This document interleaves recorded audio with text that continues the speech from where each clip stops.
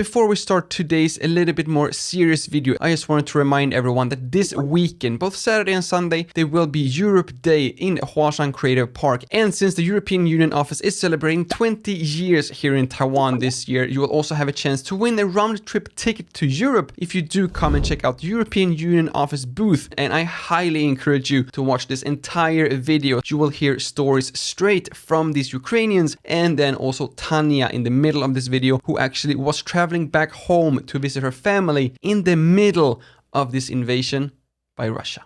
Welcome back to Europeans in Taiwan and this historic video where we actually have two guests in my own studio, in my own home, of course together with Moomoo here as well, since this video is funded by the European Union office here in Taiwan. Today we have great visitors all the way from Ukraine, Alex and Yulia. I'm a teacher. Initially, my husband and I and my little daughter, we came just for 2 years, but we just fell in love with Taiwan. So we've been here for nearly 9 years. I got married, and my wife, even though she's American born, her father is Taiwanese, talked about maybe moving to Taiwan at some point, and we eventually made it happen. I arrived essentially 6 months before the war. I would say it's probably the safest place on the planet Earth, I would say, honestly. I never felt so safe like I feel in Taiwan. I can come back home in the middle of the night and I know I'm safe. It's just one of those amazing places that I don't know if you can find it the same anywhere else. Before you came here, how much did you know about Taiwan? I knew very little about Taiwan, so I went to buy an electric kettle or something when I was a teenager, calling my mom and saying, which one should I choose? Because you can't choose a kettle without being approved by mom. You know? Yes, I'm glad to know it's the same principle in Ukraine as in Sweden, yes. So there's me standing like sheepishly, so mom, which one should I buy? Of course, Taiwanese one. You gotta buy the one made in Taiwan, it's much better. That was my first recollection of Taiwan. But then coming to Taiwan, it was very different experience. My husband the other day went to the post office. He wanted to send a couple of parcels to Europe. Post office worker was trying to convince him to sort the parcels into two. And he couldn't understand why. He was trying to save the money. So it would cost my husband less. He couldn't understand why my husband wasn't following the instruction because it's cheaper. That's so Taiwanese. It is very Taiwanese, isn't it? Just trying to help for like the smallest thing, but This is also the first time I get the chance to talk to Ukrainians here. How is it to be Ukrainian in Taiwan now in 2023? Unfortunately, this war placed us on the map. Previously, I had all the time explain what's the difference between Ukraine and Russia. But it wasn't only for Taiwanese, I have to say. Oh yeah, no, I can imagine. It was also very clear for my European friends. They couldn't understand what was the difference. And all the time, I'm gonna go and I had to take a time explain out the difference between the language, the culture, the history, all of it, because it was, it was something people needed to be educated about. it is always, support, right? Yeah. It's, 加油, God bless you, we support you, keep fighting. Just get a lot of comments like that. Overwhelmingly, we've had so much support from just ordinary Taiwanese, right? The government support, just makes it so much easier to go through what we're going through. Yeah. So thank you, Taiwan, for that. Yeah. Right now, we're collecting money to buy an ambulance for Ukraine. And to buy an ambulance? Yeah, and this will be our second one. We just bought one recently.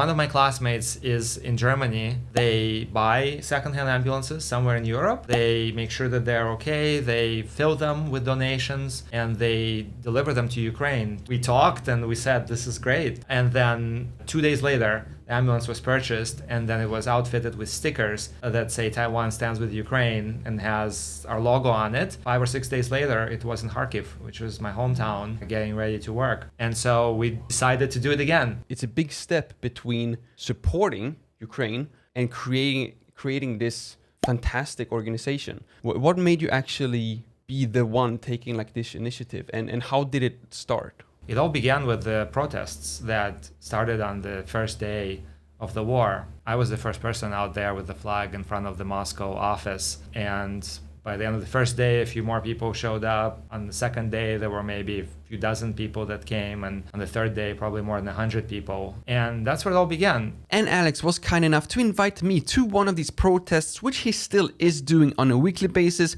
even though this war has been going on for over a year. We started protesting the war in Ukraine here on the day one of the war last year, and we've been coming here to protest ever since. And you can see people donate to us. 感谢你的帮助，谢谢你. Yeah. I don't know if you saw this, but this guy has donated 1,000 NT, and he just came up here on the street. How is the overall support from Taiwanese and 谢谢你. yeah?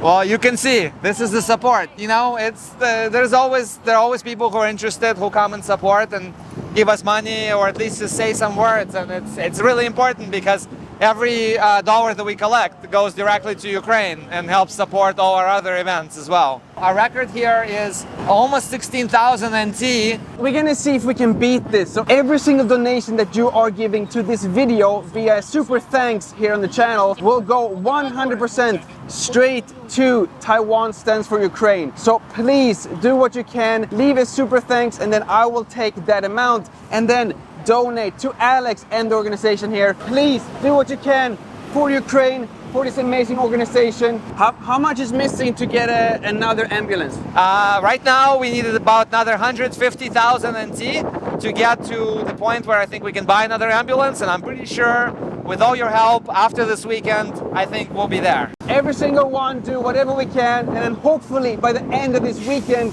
there will be another ambulance in Ukraine. Before we continue this interview with Alex and Julia, I also wanted to take a couple of minutes to talk with another Ukraine citizen living here in Taiwan who also actually went back home to visit her family in the middle of this war with Russia. Tanya, who is working as a model and actress here in Taiwan. Yes. Taiwan became my home for last 3 years because I stuck here actually because of COVID. Okay, But it's good reason as any. But it's many good things happen, so I decided to stay here. Last year I traveling a lot, but this support like in Taiwan I don't feel in any country. I feel like Taiwanese people can understand us the most because I also went to Ukraine. My father and brother cannot leave the country, so I didn't see them for 3 years because of COVID, and now I come back to just visit them for 10 days. Everybody's so brave and they like support each other, but I feel like same feelings in Taiwan that people support us, like support a lot. It's almost same like in Ukraine. So I fly to Poland, and from Poland I took the bus. My city actually it's near to the Polish border. Took bus for 8 hours. I arrived my city 9 days. Everything was fine, but day number 10, it was October 10. I think it's terrible massive attack by missiles to my city, and I remember that day I heard like 4-time explosion not far from my apartment, and the light just gone. And we still there. It was terrible. So when it started to be a missiles attack, it was big stress, for sure. What happens? Are you like you put in a bomb shelter, or what happens? I can't even imagine. You don't have that much time go to bomb shelter. It's not easy to get. It's not that near to every apartment, right? Usually people just go basement. So how is it like if you're talking with your family now then? How is their view on the situation? Like what's happening? Like do they see like an end of this, or is this just like the new life? I think all my family, all my friends, all Ukrainians I know in my life, they believe one day it's gonna finish and Ukraine gonna win. I don't know one Ukrainian who have doubts about that. So we all believe it's gonna finish in a good way, but we don't know when. This weekend we will have Europe Day in Huashan Creative Park, and the Taiwan Stands with Ukraine will be there. A lot of Ukraine food, and also some I will be there. some products as well. Hopefully I will see all of you there, and it sounds like you're gonna be there as well. Yeah, I will be there for sure. If there's Ukrainian food, then there will be Ukrainian citizens there as well. So I think that we're gonna jump back to continue with the interview with Alex and Julia, and then see you all in Huashan Creative Park during Europe Day this weekend. Taiwanese government actually helped us from the very beginning. And the first thing was that they donated 500 tons of medical supplies. Then they also organized special visas for Ukrainian relatives or Ukrainians who live in Taiwan. They also provided a number of scholarships for Ukrainian students to come, and also to providing the return ticket. Just financially, it might not be viable for them to come here and study. And then with the EU, it's very similar. You know, every European should know that Ukrainians are incredibly grateful for everything that the EU has done, because without all the help, it would have been incredibly hard. I should also mention, just to clarify, if no one is not aware, Ukraine is not part of the European Union. Not yet. Not yet. Yeah. Not yet. You are now officially candidates to join the European Union. I mean, I have classmates and friends who are now refugees in the EU all over the place.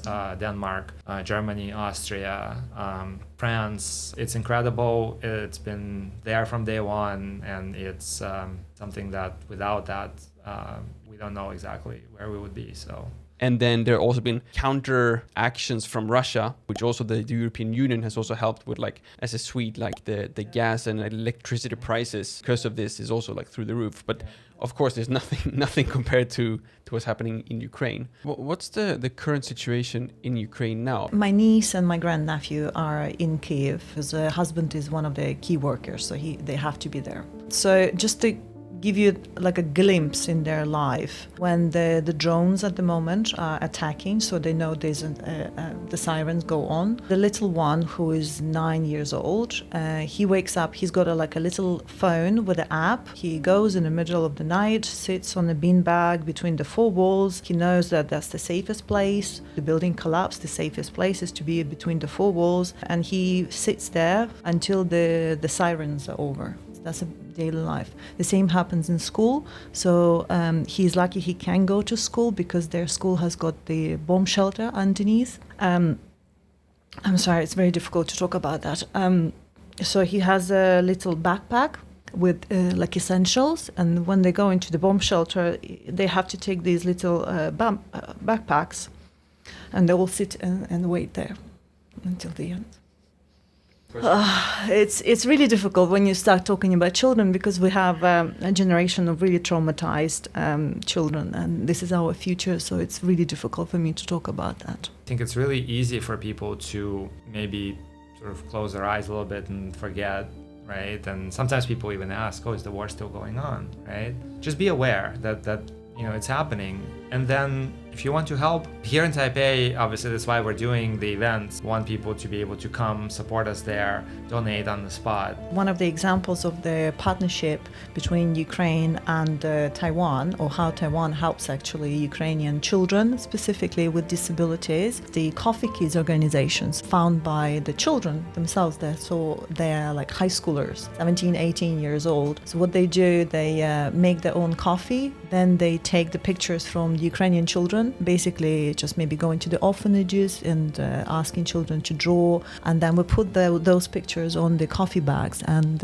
sell, and they've donated so far like tens of thousands of dollars. Unfortunately, Ukraine doesn't have much funding at the moment to help the children with disabilities, and because most of the things are going down to military costs. So these guys are doing an amazing job. I'm very proud of you. Thank you very much. And we just really... And a good coffee too.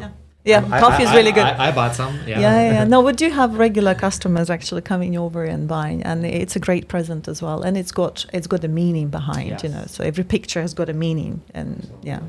You mentioned that one way to support is to come to the events, such as Europe Day, which actually happens tomorrow if you have subscribed and hit the bell, so you got notified on the Friday then this video was released. Then this weekend, it's Europe Day, Huashan Creative Park, both Saturday and Sunday, 11 a.m. to 6 p.m. And you will be there. Yeah. What can people expect if they come up to your booth? So there will be multiple events, multiple workshops organized for people related to Ukrainian sort of culture and traditions. Actually, I have a few little examples here. So the shirt that I'm wearing actually has a pretty cool story behind it. This was a graffiti mural that was drawn by a Ukrainian artist in the city of Odessa. And it shows a Ukrainian cat and a Taiwanese cat shaking hands, and they're dressed in the traditional sort of Ukrainian Ukrainian attire and a traditional Taiwanese, I think Aborigine attire. And then on the bottom it says Pitrimka, which means support. And it just was drawn by these artists to symbolize the support that Taiwan has been giving Ukraine. And here's a shirt that you can buy at the market. And then we have these little candies here. You can see they have a Ukraine heart. There's a custom made. There's a shop here right here in Da'an that makes these custom candies. And I think people just have to come to Europe Festival this weekend to actually see this in person and to see what kind of Ukrainian delicacies there will be. Absolutely. Yeah. Before we finish here, is there anything that you want to share or tell that you feel like I have not given you the opportunity to mention? I would want just to say thank you very much to all Taiwanese people and all communities are here supporting us. Thank you. We really depend on your support. We really rely on your support, and we're very grateful for your support. 谢谢台湾，谢谢大家，加油。感谢你的帮助。Please do come to Huashan Creative Park, show your support for Ukraine and also these candies. I have to say, even without you buying this supporting an amazing cause, they're delicious. We're actually recording this the day after we had our interview in my studio. The candy is gone, so I'm definitely gonna buy another bag right now.